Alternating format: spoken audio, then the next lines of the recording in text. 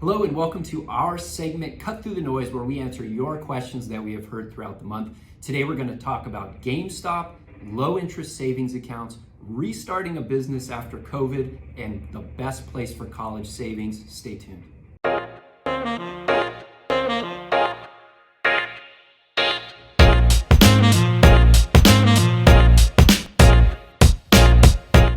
Okay, Alex, first question for you. What do you make of this GameStop mania?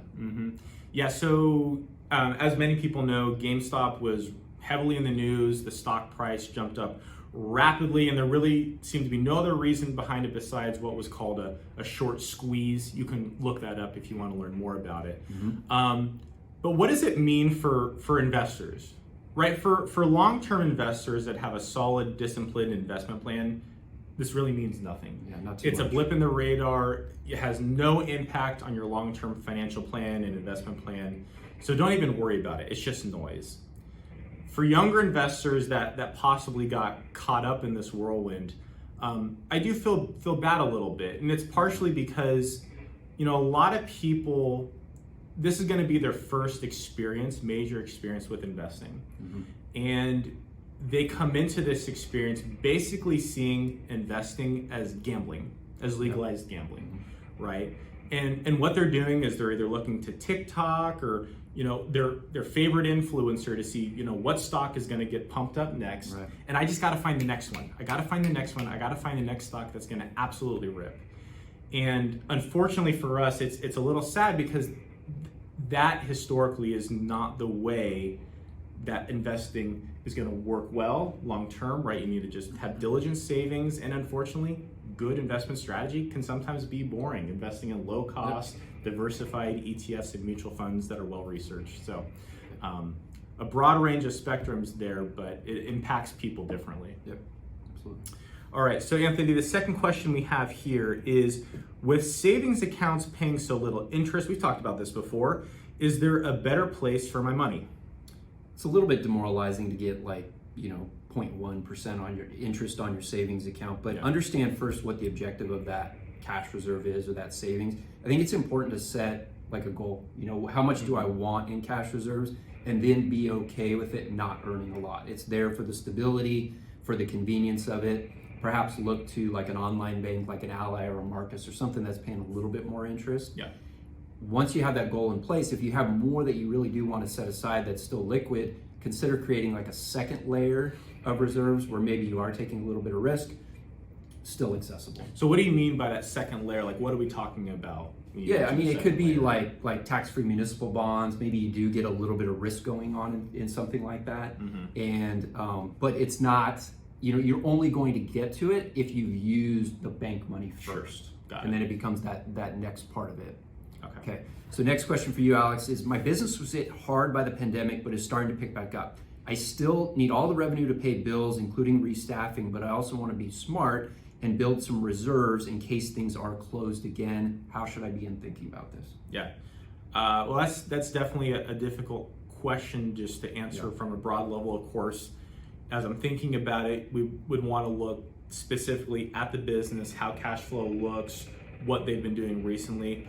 Because there's really no easy answer to that, right? I would say the first thing though is that if you've made it this far and your business is continuing to chug along, you should be really proud of yourself for making it through this, especially if you've been in a hard hit industry like restaurants, as an example. But I would say that the thing that you should be doing now at this point really is taking this experience, internalizing it, and using it in business practices going forward. So I think going forward, especially the businesses that got hit hard but made it through this, we're going to see them be a little bit more conservative. Definitely having cash reserves, emergency plans, backup plans in case they do get hit hard again. So I would say going forward, that's probably the best thing you can do is always plan ahead, prepare for the unknown, have that cash reserve there that you can fall back on should things get tough again. I think this situation should prepare business owners for contingencies more often. We can't plan for everything, but it's going to make us all more innovative and thoughtful. Exactly. right, Anthony, the last question we have here is about college planning. So is a 529 plan, that is a college savings plan, the best way to save for college? Possibly, yeah, it sure can. I like to explain it this way: is that when you're saving for college, think about it along a spectrum of tax benefits on one side or flexibility on the other, and what your priority is. Because like a 529 plan, which is a specified college savings plan, is great because the tax benefits are good. When you get growth over the years, as long as it's used for college, then it can come out tax-free. That can be a pretty good benefit. But it needs to be used for education. And so you get a little bit of additional flexibility with something like that if you have multiple kids, because if one child decides not to go to school, then you can pass it on to, or they don't use a all sibling. of it. If they don't use all of it, yeah. So there is some built-in flexibility there, but there's still that restrictedness.